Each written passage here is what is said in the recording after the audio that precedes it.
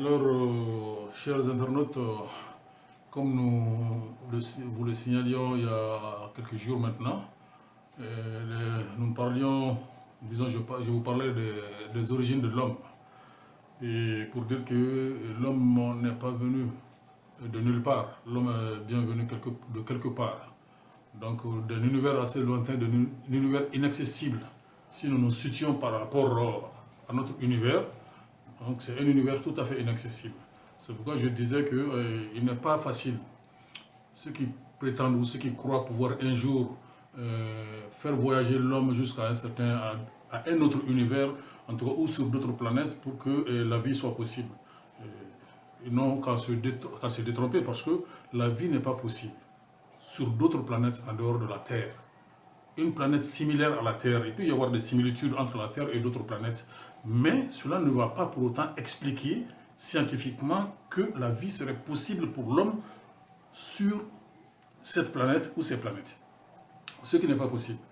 Par contre, il est possible et envisageable que d'autres êtres vivants qui ne font pas partie de notre domaine, de notre ossature, de notre univers, c'est-à-dire qu'il n'est pas des êtres vivants, peuvent vivre, cohabiter ailleurs, sur d'autres planètes similaires à la nôtre, à la Terre, mais impossible pour l'homme d'habiter ces planètes-là et d'y vivre. Ça, c'est très, très difficile. En tout cas, pour le moment, à l'état actuel de nos connaissances. Voilà, il faut préciser. Voilà, parce que je disais à un moment donné aussi que nul ne détient le monopole de la vérité. C'est une hypothèse, et la science même avance par hypothèse la plupart du temps, jusqu'à aboutir finalement à la vérité. Ou, si vous voulez bien, il n'y a pas de vérité universelle, de vérité inaccessible. Donc, toutes les vérités sont pour leur époque. Voilà. Donc, à une certaine époque, il y a certaines données qui sont vraies. Comparées à d'autres époques, alors, elles deviennent tout à fait fausses. Voilà. Donc, pour finir avec ce petit rappel, je voudrais aujourd'hui dire simplement que l'homme, en tant que tel, si vous voulez, le premier extraterrestre, si on dit extraterrestre, c'est ceux-là qui ne viennent pas de la Terre, qui n'habitent pas la planète Terre. L'homme est le premier extraterrestre. L'homme étant venu d'ailleurs pour habiter la Terre, cela veut dire simplement que l'homme est extraterrestre, étant venu de quelque part, bien entendu. Il est difficile de comprendre la façon de voir souvent d'une certaine catégorie de personnes qui croient que les extraterrestres existent réellement, qu'il y a des extraterrestres, c'est-à-dire en dehors de l'homme, il y en a, je vais m'expliquer tout de suite. Mais ce qui est sûr, c'est que d'abord, le premier extraterrestre, ça c'est l'homme. Voilà, l'homme, la Terre n'a pas été créée avec l'homme. Et un petit exemple seulement pour dire que les plantes, même les plantes, sont plus vieilles que l'homme. Les plantes ont habité la Terre avant l'homme. Voilà. Donc là, ce sont des choses et que nous devons avoir présent à l'esprit. Alors l'homme est venu après tout ça. Est venu d'où?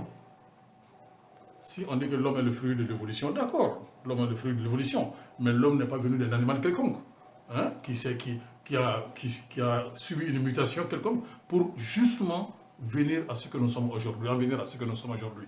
Non. Pas du tout. L'homme est le fruit de l'évolution. Ça, c'est par rapport aux époques, les mentalités évoluant.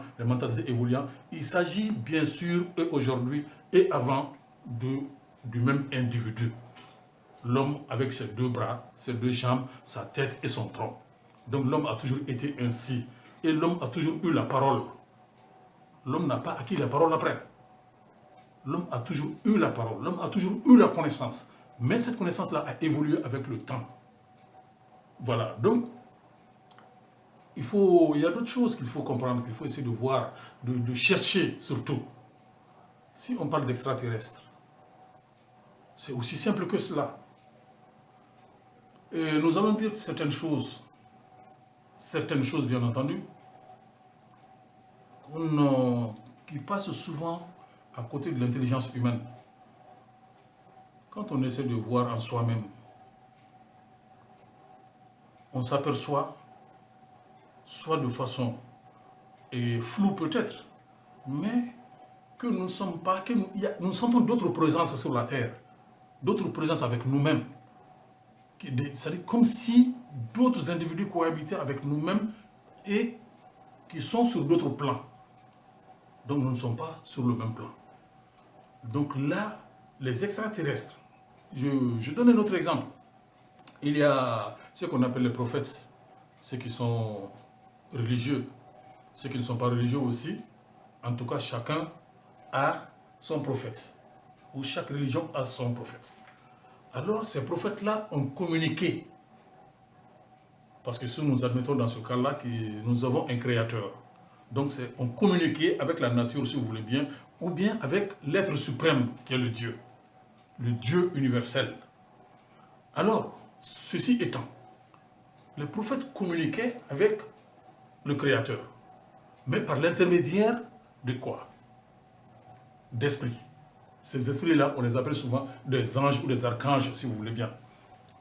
Alors, ceux-ci, quand ils se déplaçaient pour des communications sur la terre, c'était...